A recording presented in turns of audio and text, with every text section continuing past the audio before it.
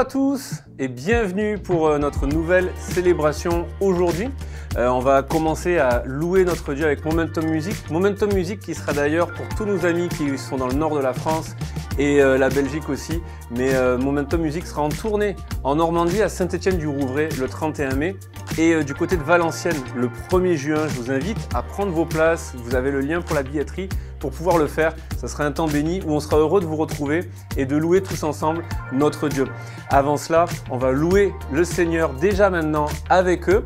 Et puis après quoi, je partagerai un message. On ouvre la thématique sur le Saint-Esprit et je vais parler de cet ami qui est là pour nous consoler, nous conduire et nous soutenir dans chacun de nos combats. Ça va être un temps où le Saint-Esprit va agir pour chacun d'entre vous. Que Dieu vous bénisse et ensemble, on loue le Seigneur. Bonjour à tous, soyez les bienvenus à l'église Momentum. On accueille également ceux qui nous suivent en ligne ce matin. Que Dieu vous bénisse. On loue le Seigneur ensemble, on tape des mains ensemble.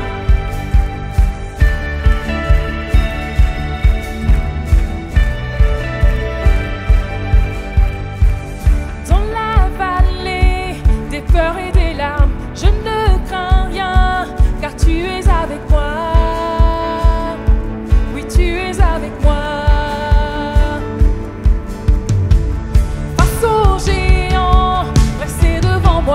Je chanterai que tu es avec moi.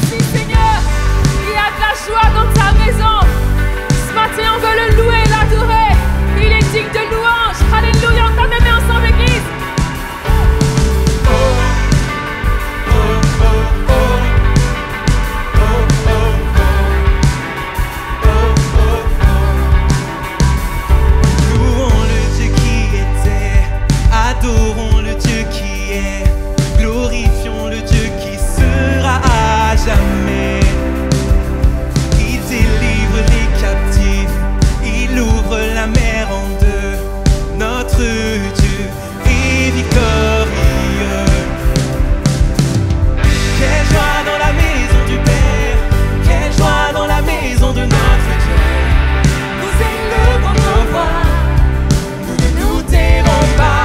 Quelle joie dans la maison du Père, oui, il est présent parmi nous. Nous élevons nos voix, nous ne nous tairons pas.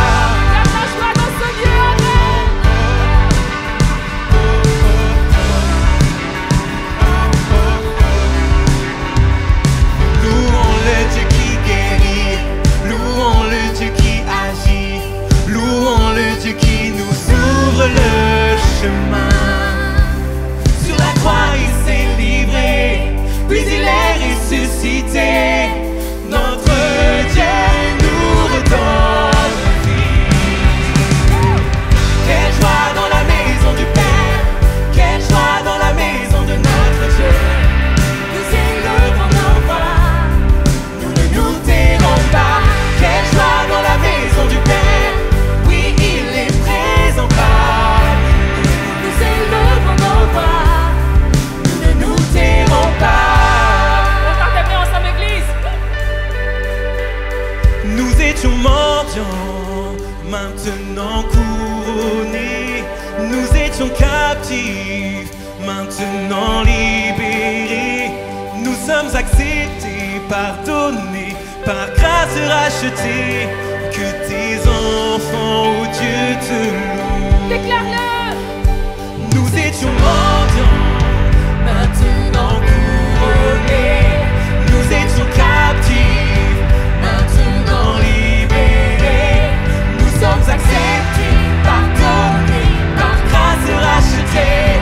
Que tes enfants, oh Dieu, te louent. Quelle joie! Quelle joie dans la maison du Père, quelle joie dans la maison de notre Dieu. Nous élevons nos voix, nous ne nous tairons pas. Quelle joie dans la maison du Père, oui, il est présent parmi nous. Nous élevons nos voix, nous ne nous tairons pas. Quelle joie dans la maison du Père, quelle joie dans la maison de notre Dieu. Nous élevons nos voix, nous ne nous tairons pas. Quelle joie dans la maison du Père, oui, il est présent parmi nous. Nous élevons nos voix, nous ne nous tairons pas. Oh, oh, oh. Oh, oh, oh. Oh, oh, oh. Nous ne nous tairons pas. Oh, oh, oh. Oh, oh, oh. Oh, oh, oh. Nous ne nous tairons pas. Est-ce qu'il y a de la joie dans ce lieu ce matin? Alléluia! Alléluia! Il est bon, il est merveilleux. Merci pour ta joie, Seigneur. Merci pour ta joie. N'attends pas. Élève ta voix. Maintenant même, commence à le louer, à l'adorer. À lui dire merci pour sa joie. À lui dire merci pour la vie. À lui dire merci pour la liberté. Alléluia, Seigneur, tu es merveilleux. Tu es merveilleux, Seigneur. Nous t'adorons. Nous t'adorons, Seigneur. Oh, tu es merveilleux. Merci pour ta joie. Merci pour ta joie, Seigneur. Oh, Alléluia. Tu es merveilleux. Tu es merveilleux. C'est ta adoration, Seigneur. À toi la gloire, à toi soit Tu l'honneur. es digne de louange. Tu es digne de louange. Alléluia.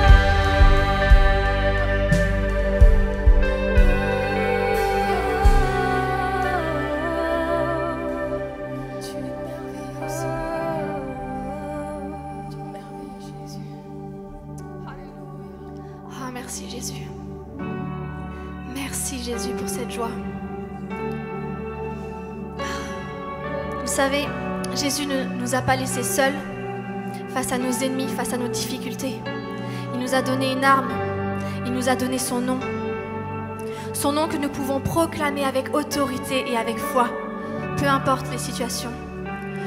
Et c'est ce que nous allons faire maintenant. Nous allons proclamer le nom de Jésus dans les ténèbres, sur nos ennemis, mais aussi pour notre famille, pour nos amis, pour notre entourage. Le nom de Jésus est puissant et nous avons son autorité pour le proclamer. Est-ce que vous êtes prêts à faire ça ensemble? Amen. Chantons « Je veux proclamer ». Je veux proclamer le nom de Jésus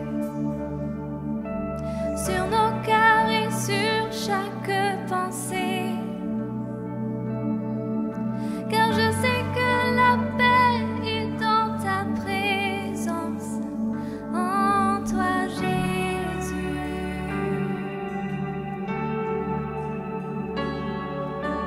Je veux proclamer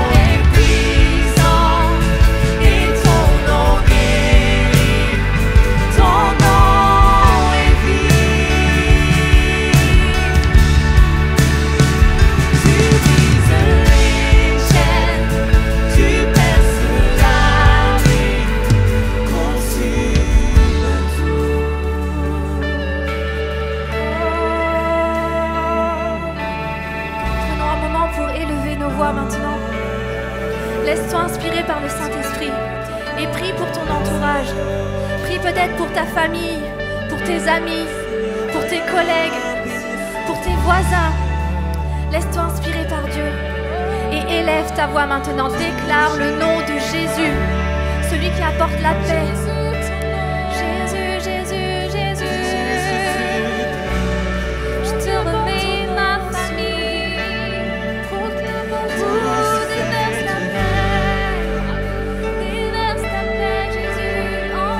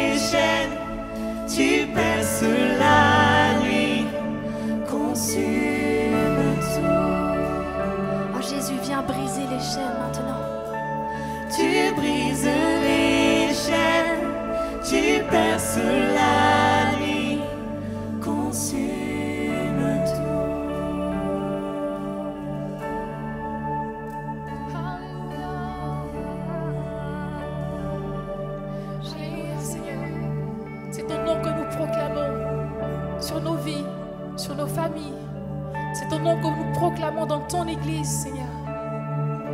Et nous voulons proclamer la victoire de Jésus dans nos vies. Le tombeau est bien vide.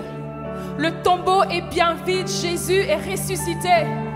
Et c'est par son nom que nous avons la victoire. Alléluia. Merci Seigneur. Merci Jésus. Merci pour ton nom. Merci pour ton nom et merci pour ta résurrection, pour ta victoire. Seigneur, avec foi, nous voulons déclarer cette victoire sur nous, Seigneur. Alléluia. Merci, Seigneur.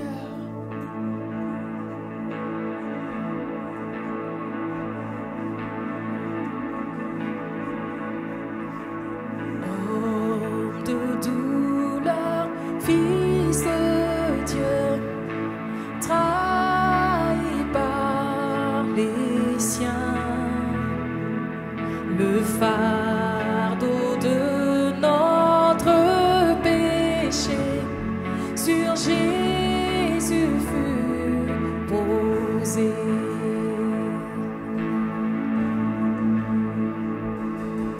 C'est lui qu'on a méprisé, faussement accusé, blessé.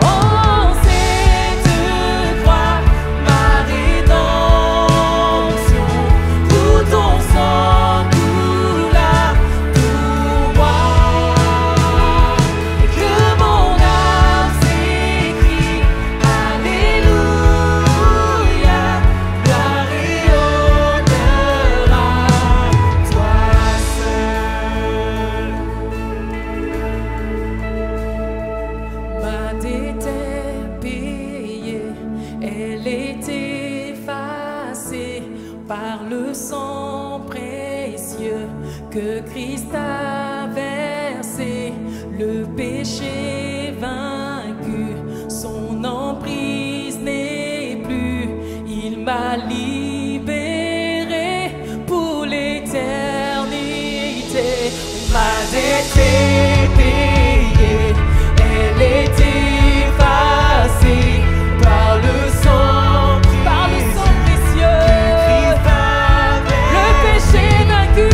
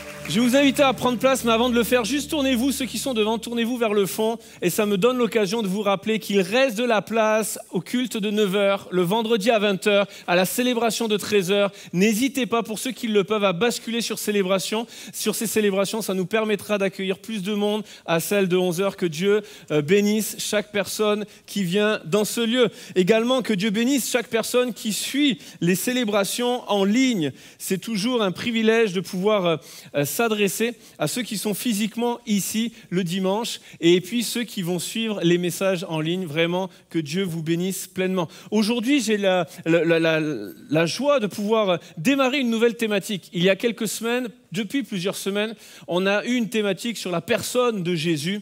Et lorsque Jésus va s'apprêter à quitter les disciples, il va parler d'une autre personne. Il va parler d'un autre consolateur. Et pendant plusieurs semaines, on va parler de la personne du Saint-Esprit. Parler du Saint-Esprit, il y a tellement de sujets. On peut parler de tout un tas de sujets. On va essayer, pas de tout couvrir. On ne pourra pas tout couvrir en quelques semaines seulement. Des livres entiers, une vie entière ne suffirait pas à parler du Saint-Esprit, de celui qui agit au plus profond de nos cœurs et de celui qui peut faire, comme dit Paul, par la puissance qui agit en nous, infiniment au-delà de ce que nous demandons ou pensons. Alors parler du Saint-Esprit, c'est aussi parler de son ministère, de son œuvre en nous et à travers nous.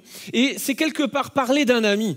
Parler de ce compagnon d'œuvre et de combat, de ce compagnon de route, de cette personne de la Trinité qui a été appelée auprès de nous, envoyée par le Père, voulue par Jésus pour chacun d'entre nous, pour notre quotidien, pour que dans une communion avec le Saint-Esprit, avec cet ami, ce collaborateur, cet associé dans notre quotidien, nous puissions vivre la vie que Jésus a pour chacun d'entre nous. Je ne sais pas si vous avez ces amis qui prévoient tout à l'avance.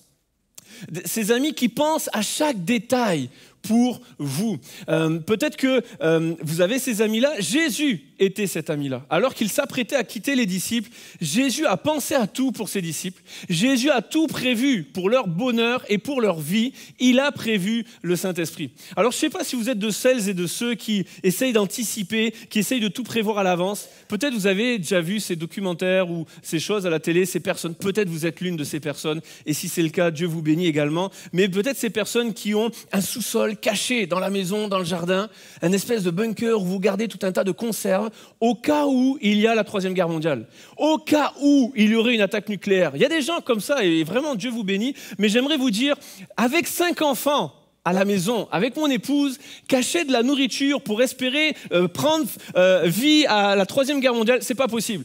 C'est déjà difficile de garder nos gâteaux qui accompagnent le café. C'est tellement compliqué de manger des mangues à la maison. Quand on a 5 enfants, on est obligé d'utiliser des endroits de la maison improbables. Jamais j'aurais imaginé cacher des mangues dans ces endroits-là. Jamais. Alors, vendredi, quand je disais ça, j'ai commencé à un peu m'emporter. J'allais dire la cachette. Et je parcourais les gens. Et qui je vois? Une de mes filles. Je fais, oh malheureux, dis pas la cachette. Au moins de 10 minutes après la célébration, l'aînée vient me voir. Elle était avec les lycéens. Elle vient me voir. Elle fait, alors comme ça, il y a une cachette à la maison pour cacher les mangues. Donc depuis vendredi, elle cherche. Alors, elles peuvent chercher, il n'y a pas de mangue en ce moment, donc je suis tranquille. Mais la réalité, j'ai vu des regards accusateurs aussi pendant que je le disais, de certains qui se disent, mais c'est qui ces parents? Mais vraiment, ils nourrissent pas leurs enfants. Alors si mes enfants, nos enfants mangent des mangues, vous en faites pas, tout le monde en mange à la maison. Mais là, je m'adresse aux parents qui, eux, me regarderont avec un regard rempli de compassion. Des fois, tu as envie de ce temps à la fin de la journée, quand les enfants sont plus là j'en regarde plein de compassion, tu as envie de manger ta mangue tranquille.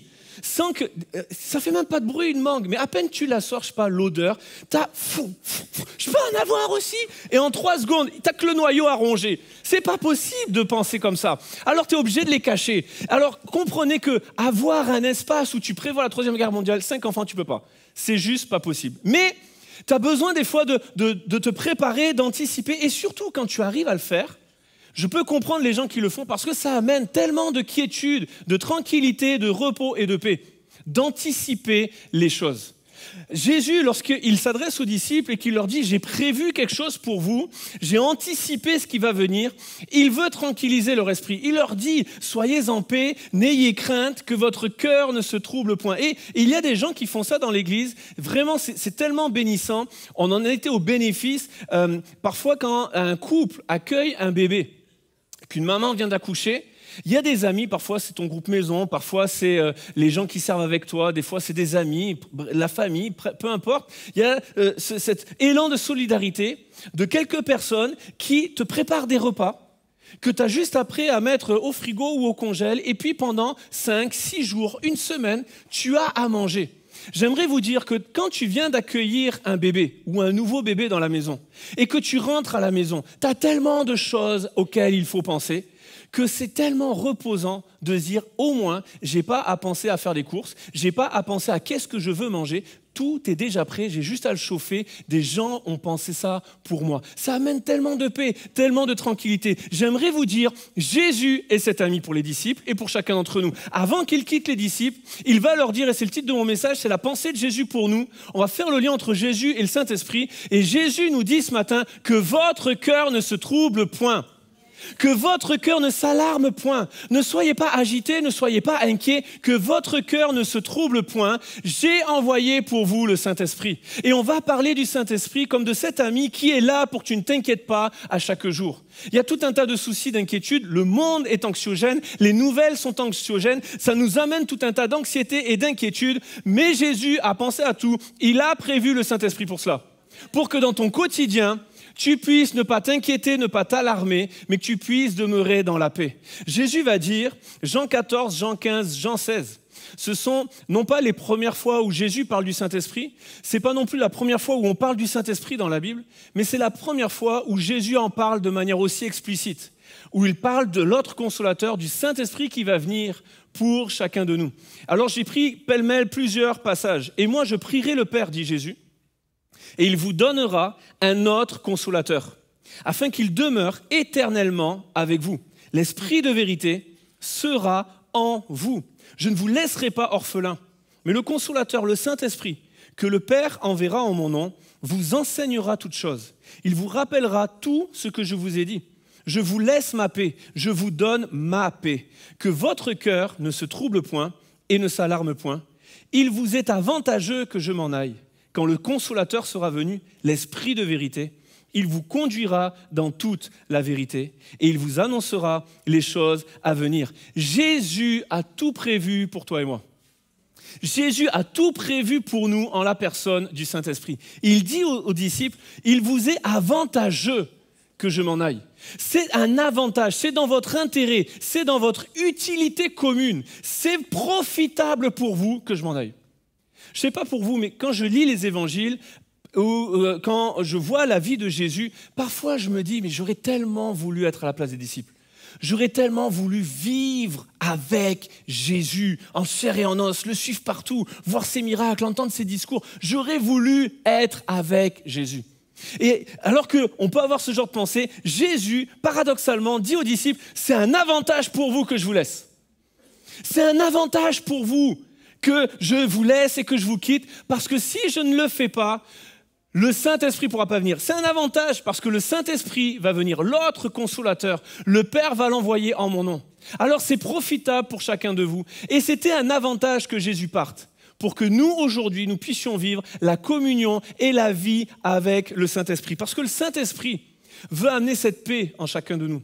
Lorsque Jésus leur dit que votre cœur ne se trouble point, littéralement, c'est le mot tarasso, c'est le mot être agité, être comme, vous savez, le vent qui arrive et puis qui agite de droite à gauche en forme de va-et-vient, une feuille morte qui est sur le sol. C'est vraiment, tu te diriges un petit peu partout, tu t'agites un petit peu partout, et le Saint-Esprit est là pour que nous puissions être stables. Pour que, alors qu'il y a la tempête qui s'agite, que le vent fait rage, que ta maison tienne debout. Le Saint-Esprit nous est donné pour cela. Alors que ton cœur ne se trouble point, mais qu'il puisse trouver sa stabilité, la paix avec le Saint-Esprit. Et plusieurs choses que nous devons découvrir ce matin, j'en ai juste relevé 3. La première, c'est que le Saint-Esprit est là pour nous consoler. Littéralement, Jésus parle du Saint-Esprit comme du consolateur, le paraclète, celui qui est appelé auprès, celui qui est convoqué, qui est appelé à tes côtés. Et le Saint-Esprit est ce consolateur. Lorsque Jésus parle aux disciples, il a commencé à leur dire qu'il faut que le Fils de l'homme meure, il va souffrir, il va être trahi, il va être renié. Je vais vous laisser, je m'en vais vous préparer une place dans le ciel. Enfin, il commence à discuter avec les disciples. Je vous invite vraiment à relire Jean 14, Jean 15, Jean 16. Il y aura toute une richesse qui vous bénira durant toute cette semaine. Mais Jésus commence à leur parler, à ouvrir son cœur, et les disciples comprennent qu'il y a la fin de quelque chose qui arrive. Il va nous laisser, il va nous quitter. Et les disciples commencent à être tristes. Les disciples commencent à être inquiets. Et parce que Jésus sent cette inquiétude, sent cette tristesse, il leur parle du Saint-Esprit et il leur dit que votre cœur ne se trouble pas. Je vais envoyer un autre consolateur, un autre paraclétos, quelqu'un qui va être à vos côtés. J'ai été avec vous, j'ai été aux côtés de vous pendant à peu près 3 ans. Mais ne vous en faites pas, c'est un avantage que je m'en aille parce que le Saint-Esprit, c'est pas juste, il va être aux côtés de vous, il va vivre en vous. Alors c'est un avantage pour chacun de vous. Vous n'aurez pas moins que ce que vous aviez avec moi, vous allez avoir l'autre consolateur, le Saint-Esprit qui vivra en vous. Et alors que les disciples sont tristes, Jésus les console et le Saint-Esprit est le consolateur.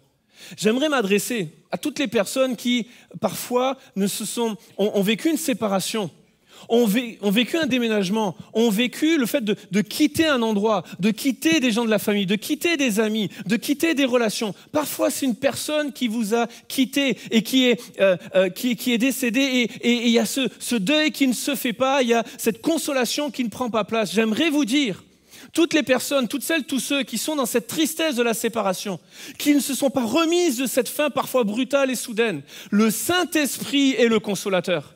Plus que d'une consolation, le Saint-Esprit est cette relation avec qui peut t'amener la consolation parce qu'il est le consolateur. Plus que la bénédiction dont tu peux être l'objet, il est celui qui veut te bénir. Le Saint-Esprit est le consolateur. J'ai une bonne nouvelle pour celles et ceux qui sont affligés. Ça ne va pas changer le passé, ça ne va pas changer ce qui est en arrière, mais il y a de l'avenir, il y a de l'espérance, parce que dans le présent, le Saint-Esprit t'a été donné, il est le consolateur, il veut te consoler.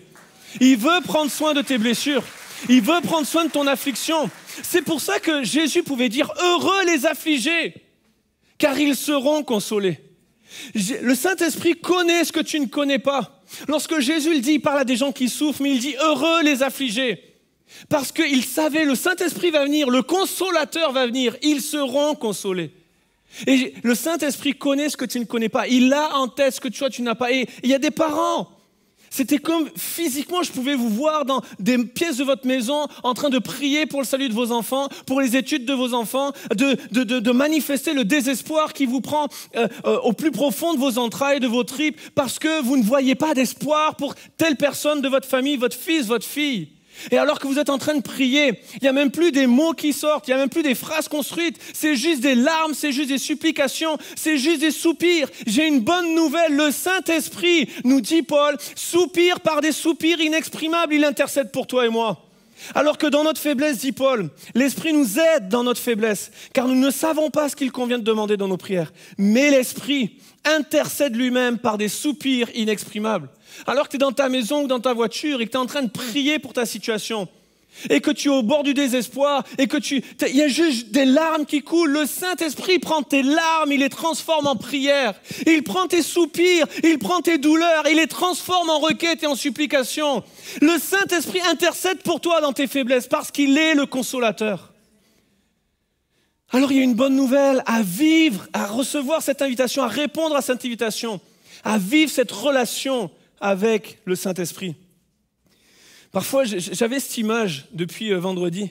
Cette image, alors, on le trouve parfois dans les aéroports, on le trouve parfois dans les banques ou les cabinets d'assurance où vous rentrez, vous savez, vous avez une porte devant vous, elle s'ouvre, vous entrez dans un sas et puis il y a une porte devant vous qui est fermée et une porte derrière vous. Et j'avais l'image de ces personnes qui sont dans ce sas, qui sont dans cette saison un petit peu intermédiaire et qui aimeraient se projeter, qui aimeraient voir de l'espoir, mais la porte reste fermée. Et j'aimerais vous dire, la porte de devant ne peut s'ouvrir que si tu laisses la porte de derrière se fermer. C'est pareil avec les parkings d'aéroport, la barrière de devant ne se lève que si la barrière de derrière s'est baissée. Et il y a des gens, vous êtes encore bloqués sur le passé, bloqués sur ce que vous avez quitté, bloqués sur cette séparation, bloqués sur ce décès, bloqués. Et je ne dis pas ça pour dire c'était rien, c'est tellement douloureux. Mais il y a une invitation à laisser le Saint-Esprit agir, le consolateur agir dans ta vie, à fermer ce qui est passé pour t'ouvrir vers quelque chose de nouveau, quelque chose d'espérance, avec un espoir, quelque chose qui est vivant en toi. Parce que le Saint-Esprit est le consolateur.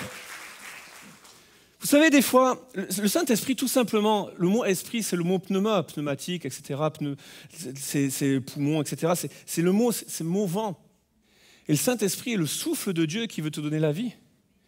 Pour celles et ceux qui ont fait de la plongée, vous savez que quand vous faites un baptême de plongée, le moniteur de plongée qui est avec toi a une des responsabilités qu'il a, au-delà du succès de la plongée, etc., c'est d'être ton souffle en cas de besoin.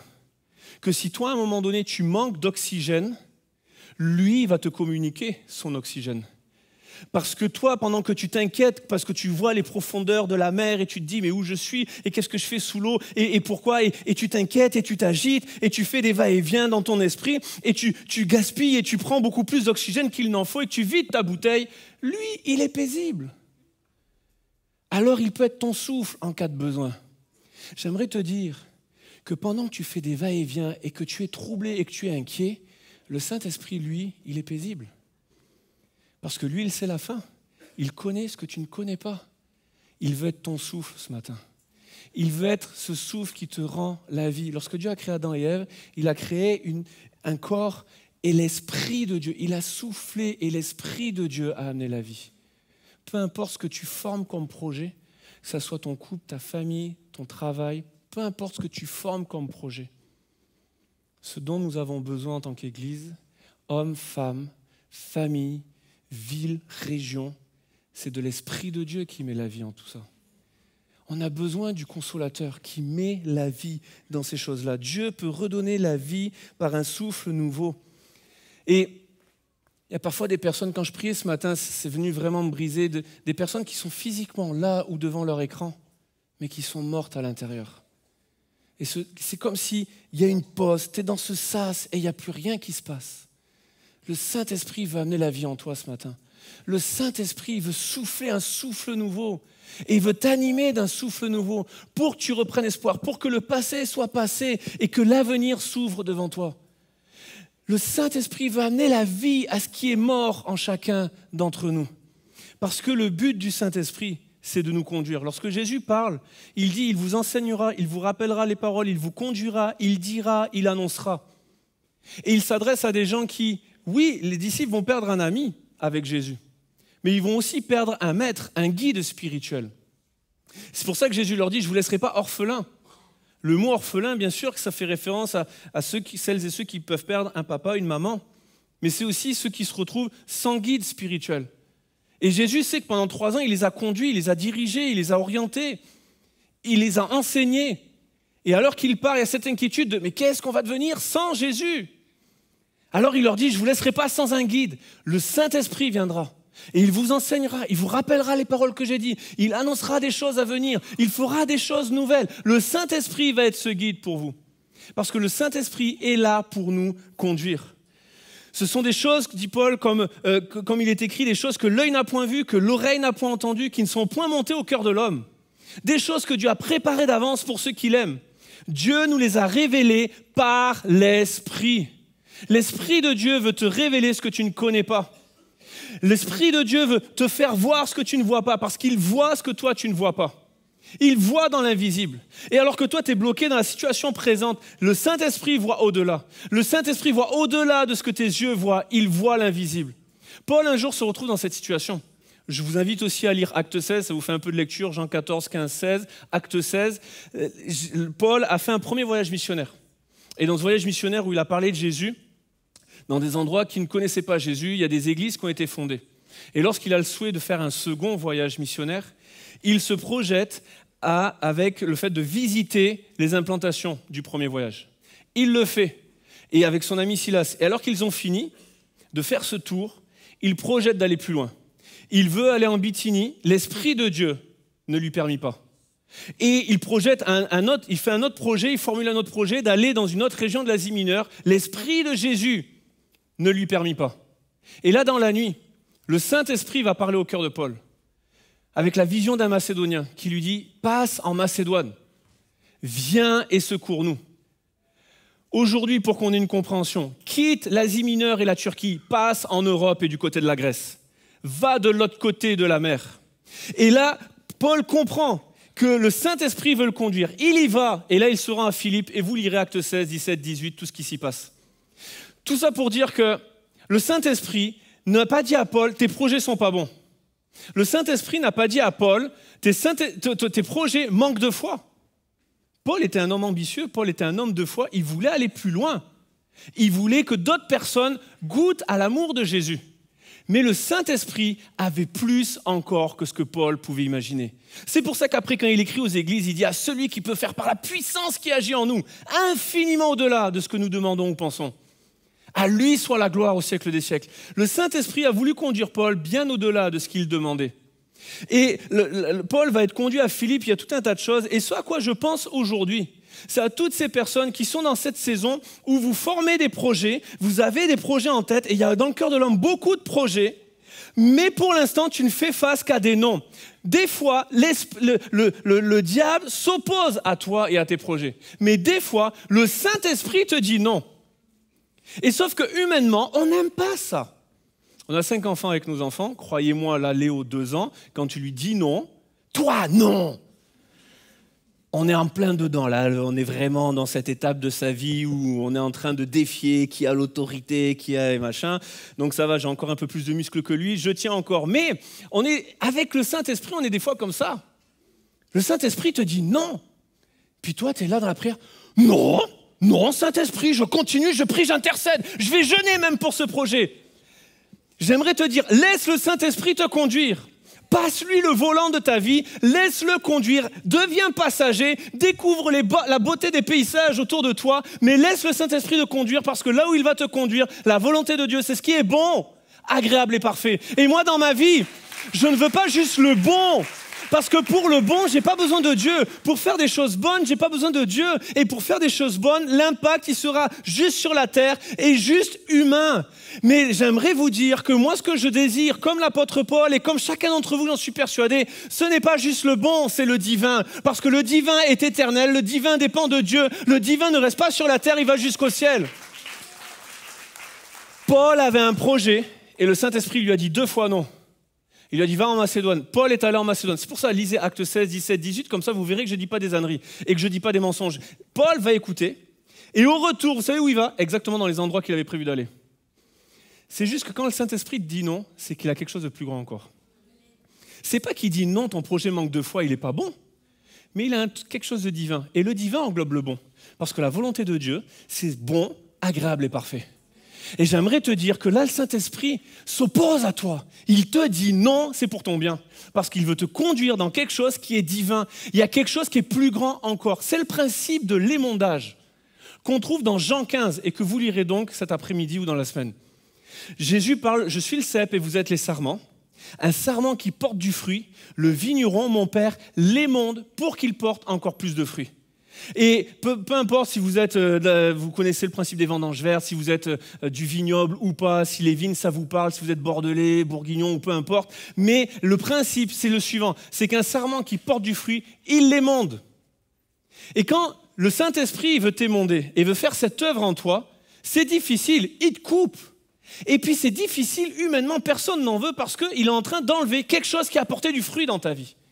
Et il y a des gens, vous savez au plus profond de vous-même, il faut déménager. Vous le savez au plus profond de vous-même, il faut quitter ce boulot. Vous savez au plus profond de vous-même, il faut quitter cet endroit, il faut quitter ces relations. Mais vous n'y arrivez pas, vous le refusez dans votre vie parce que Dieu vous a béni avec ces gens-là, parce que Dieu vous a béni avec cette maison, parce que Dieu vous a béni dans cet endroit, parce que Dieu vous a béni. Et vous dites, non, ça a porté du fruit. J'aimerais te dire, laisse le Saint-Esprit conduire parce qu'il émonde ce qui a porté du fruit, mais il veut que tu portes encore plus de fruits.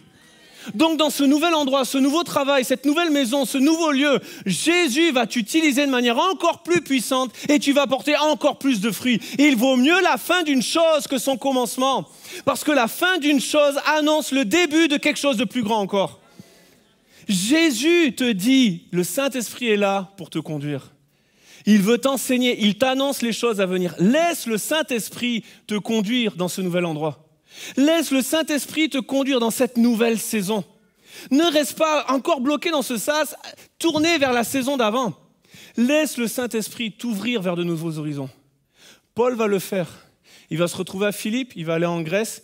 Vous savez à qui Paul a écrit ses premières lettres? Les églises de ces endroits-là. Le Nouveau Testament a commencé à être écrit parce qu'un gars, alors qu'il avait des projets pleins de foi et qui étaient bons, a dit oui au Saint-Esprit pour quelque chose qui était divin. Les premières lettres que Paul a écrites, c'est l'église de Paul, enfin la lettre de Paul aux Corinthiens, aux Philippiens, aux Thessaloniciens. C'est ces églises qu'il a vues en réponse à la vision du Saint-Esprit. Il y a des choses, aujourd'hui, tu ne penses même pas les faire. Paul ne s'imaginait pas devenir un écrivain. Paul ne s'imaginait pas qu'un jour, en 2024, on prêcherait sa vie et qu'on parlerait de ce que Jésus a fait dans sa vie et qu'on s'appuierait sur ces lettres envoyées à des églises pour bâtir la doctrine chrétienne. Paul répondait juste à l'invitation du Saint-Esprit. Aujourd'hui, il y a plein de choses dans ton cœur que tu ne connais pas. Tu ne les vois même pas dans ta vie. Tu ne peux pas imaginer les fruits, tu ne vois pas l'arbre. Tu ne peux pas voir l'arbre, tu n'as pas planté la graine. Mais parce que pour l'instant, tu n'as pas été dans ce potager, dans cet endroit où il faut que tu la sèmes, ta graine. Laisse le Saint-Esprit te conduire. Et il va faire des choses avec toi, ce que l'œil n'a point vu, ce que l'oreille n'a point entendu, ce qui n'est point monté dans ton cœur, il veut le révéler. Alors accepte les noms du Saint-Esprit et dis oui à sa vision. Laisse-le te conduire. Maintenant, quand tu vas le faire, ça va être un peu comme Paul à Philippe. une des premières choses qu'il a vécues, Paul, quand il est arrivé dans la ville de Philippe, c'est qu'il s'est retrouvé en prison. Mais ce qui est beau avec le Saint-Esprit, c'est qu'il n'est pas limité par des murs et des liens. Il est avec toi dans la prison. Et il te libère de la prison.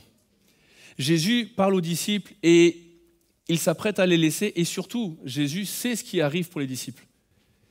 Ils vont le renier, ils vont le laisser, l'abandonner. Et puis après, c'est des temps d'opposition, de persécution qui vont venir pour eux.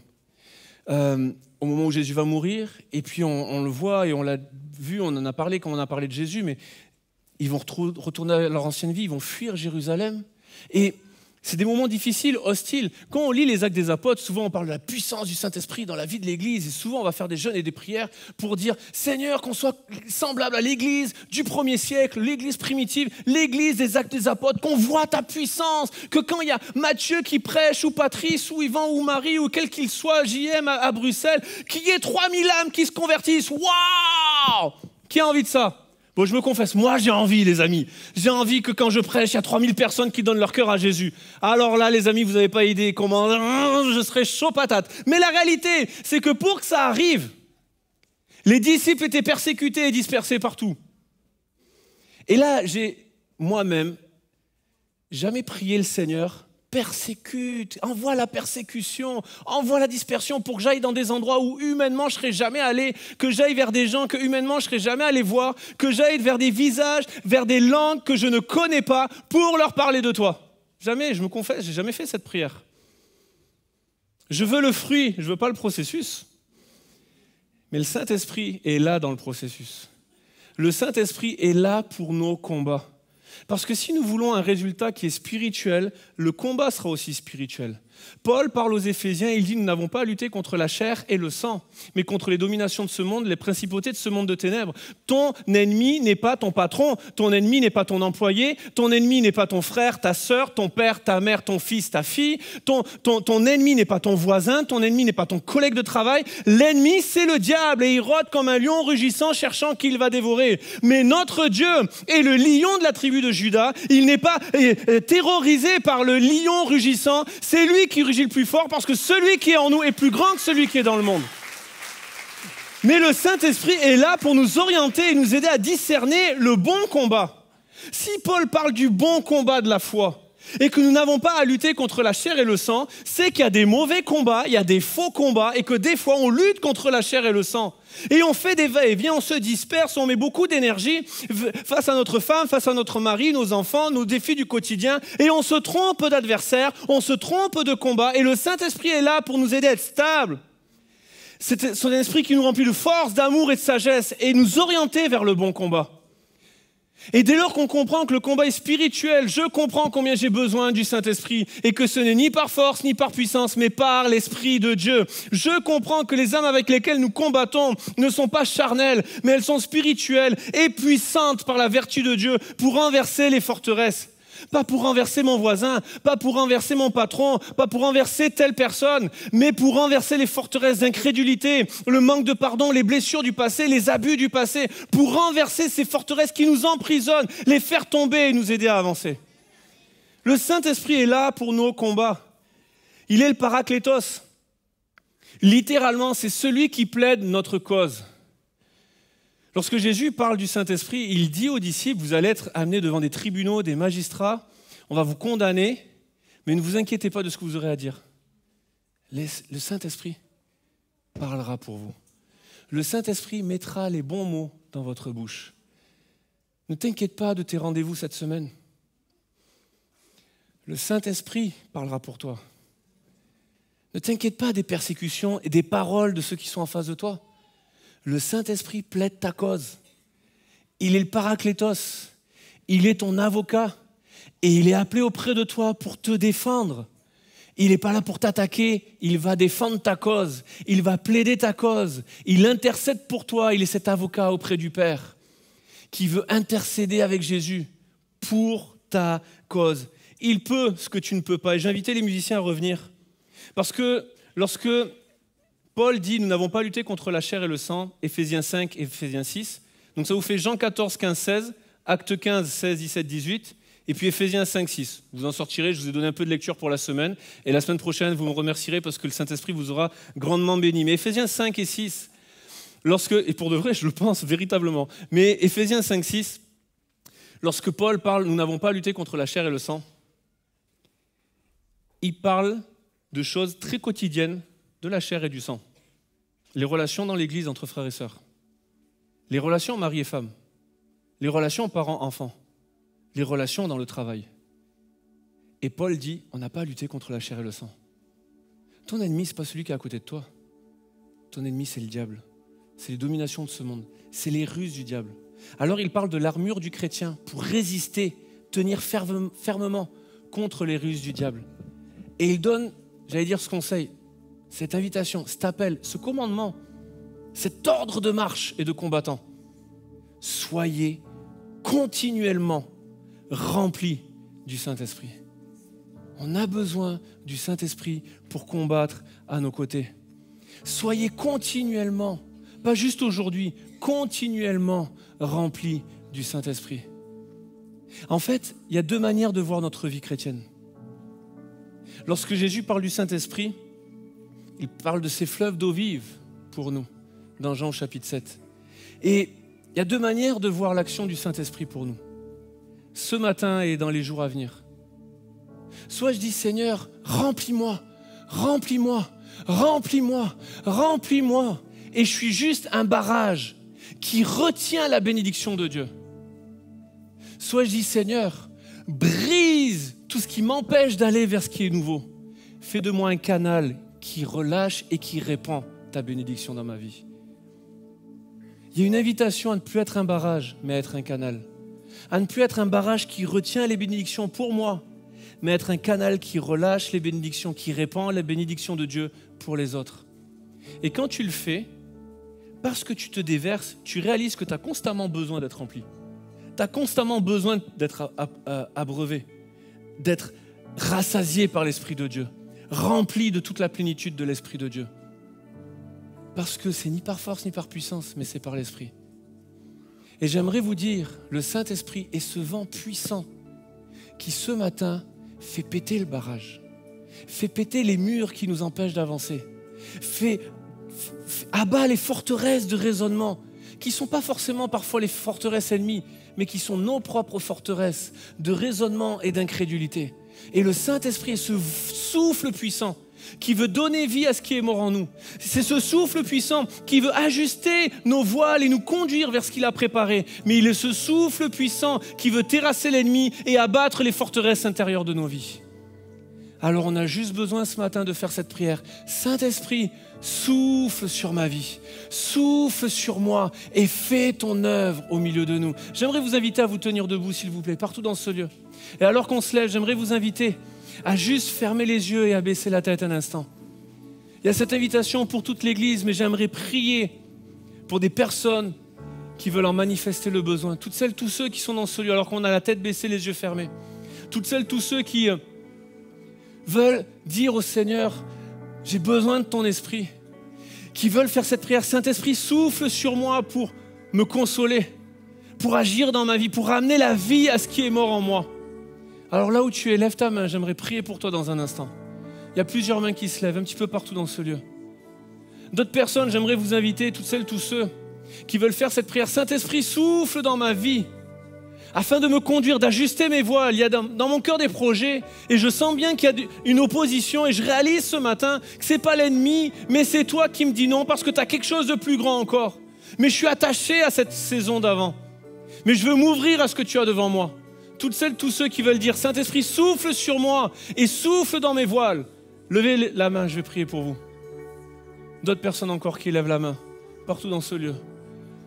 Et puis je vais prier pour toutes celles, tous ceux qui sont dans des luttes et des combats et qui jusqu'à présent, en tout cas ce matin, réalisent qu'ils se sont trompés d'adversaire ou qui sont en train de manquer de force et de souffle et qui ont besoin de l'Esprit de Dieu pour terrasser l'ennemi et abattre les forteresses. Pour rappeler que Jésus est mort à la croix pour que nous ayons la victoire sur tous nos ennemis et qu'à la croix, il a dépouillé les dominations de ce monde et qu'il a triomphé d'elles par la croix. Toutes celles, tous ceux qui sont dans ce besoin et qui ont besoin que je prie pour eux, levez votre main, je vais prier pour vous aussi. D'autres mains encore qui se lèvent. Seigneur mon Dieu, tu vois toutes les mains qui se sont levées partout dans ce lieu. Et sans doute des personnes devant leur écran et qui vont demander la prière après en ligne. Seigneur, je te prie pour chacune de ces personnes. Oh, agis au plus profond des cœurs et fais ce que je ne peux pas faire. Seigneur, Saint-Esprit, tu es celui qui agit dans l'invisible. Tu es celui qui connaît ce que nous ne connaissons pas. Et je prie pour des temps de révélation. Je prie pour des temps de consolation. Je prie pour des temps de restauration. Je prie pour des temps où tu conduis de direction. Des temps où tu remplis de ta puissance. Des temps où tu terrasses l'ennemi et où tu communiques la victoire. Oui, dans le nom de Jésus, je prie, Saint-Esprit, manifeste-toi. Passe dans les rangs. Agis dans chacune des pensées. Et ce matin, je déclare que c'est la fin de plusieurs saisons. Ce matin, je déclare que c'est la fin de certains combats. Ce matin, je déclare que l'ennemi, toute arme forgée contre nous est nulle et sans effet. Elle ne peut prospérer parce que tu es le Dieu vainqueur. Oh, dans le nom de Jésus, agis par ton esprit. Souffle sur nous. Est-ce que partout dans ce lieu, on peut commencer à élever la voix? On peut commencer avec nos propres mots à dire « Saint-Esprit, souffle sur moi ». On va le faire avec l'équipe de louange, avec ce chant. Un mot de toi et tout reprend vie. Un souffle de toi et tout reprend vie. Si j'ai rien à offrir, mes cendres peuvent te louer parce qu'elles reprennent vie par le souffle de ton esprit. Oh, souffle sur nous ce matin. Partout dans ce lieu, commençons à prier, commençons à demander au Seigneur, souffle sur moi, souffle sur ma vie. Consolateur, souffle sur moi, guide, conduis-moi. Oh, Éternel des armées, souffle sur moi, souffle dans ce lieu, dans le nom de Jésus. Alléluia. Avec l'équipe, on va le chanter comme une prière. Souffle sur moi, Seigneur. Tous ensemble et d'une même voix, de tout notre cœur, un mot de toi. Un mot du Très-Haut et tout s'accomplit, tout reprend vie. L'écho de ta voix ranime l'espoir en moi. Ta grâce apparaît quand ma vue faiblit, tu me conduis. Le creux de tes bras apaise la crainte en moi.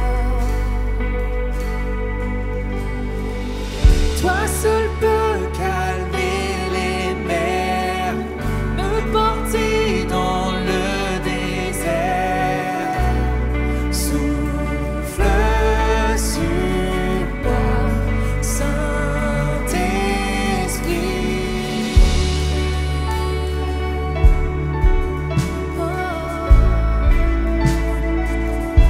Souffle sur moi, Saint-Esprit.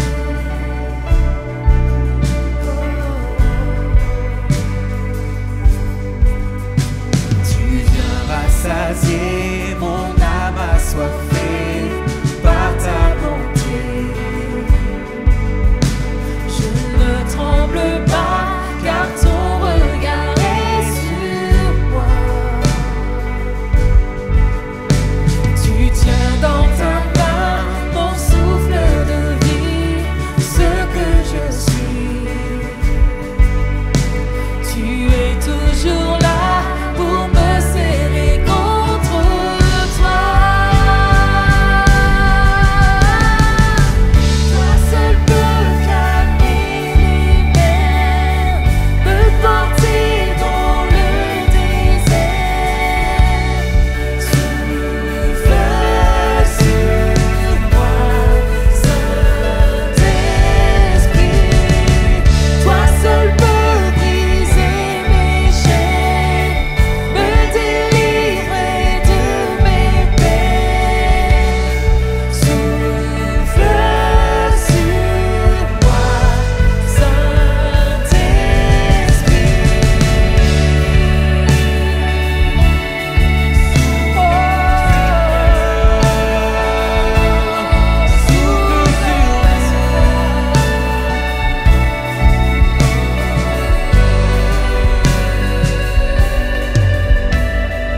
Quand je n'ai rien à offrir, tu places en moi ton trésor. Et quand le feu vient me détruire, mes cendres te louent encore. Quand mon espoir disparaît, tu rafraîchis ma vision. Quand mon âme est terrassée, mes ruines chantent ton nom. Quand je n'ai rien à offrir, tu places en moi ton trésor. Quand le feu vient me détruire, mes cendres te louent encore. Quand mon espoir disparaît, tu rafraîchis ma vision. Quand mon âme est terrassée, mes ruines chantent ton nom. Toi seul peux calmer les mers, me porter dans le désert. Souffle sur moi, Saint-Esprit. Toi seul peux briser mes chaînes, me délivrer de mes peines. Souffle sur moi,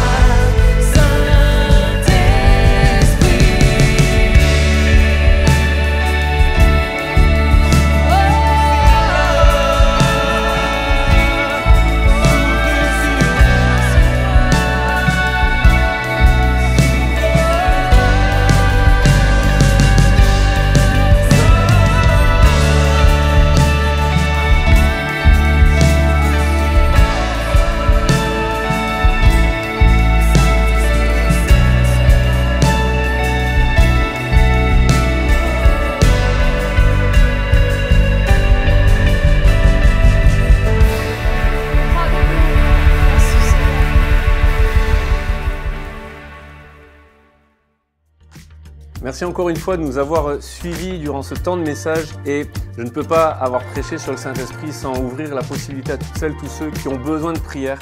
Il y a le formulaire qui est disponible sur les commentaires et je vous invite à vous inscrire pour qu'un de nos équipiers, un des membres de notre équipe puisse vous rappeler et prier que le Saint-Esprit agisse dans votre vie, là où vous en avez besoin. Le Saint-Esprit est vraiment cet ami, cette personne dans notre quotidien pour nous accompagner dans chacun de nos besoins. Alors n'hésitez pas et puis on va prier, prendre contact avec vous et prier pour vous. Merci de nous avoir suivis, merci également pour vos dîmes et vos offrandes qui nous permettent d'être là dans votre maison et de pouvoir vous bénir également. Que Dieu vous bénisse durant toute cette semaine. À bientôt.